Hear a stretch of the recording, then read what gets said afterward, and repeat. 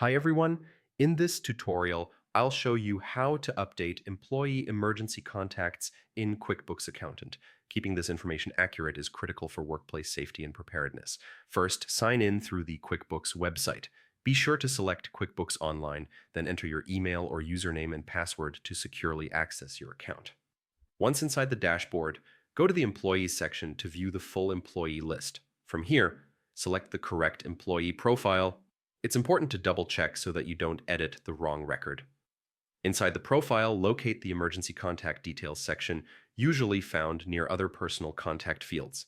Click the Edit option to begin updating. Now fill in or update the fields for contact name, relationship, phone number, and email. Make sure all information is complete and accurate.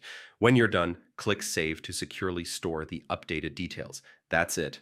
You've successfully updated an employee's emergency contact in QuickBooks Accountant. Remember to review these records regularly to keep your workplace safe and well prepared.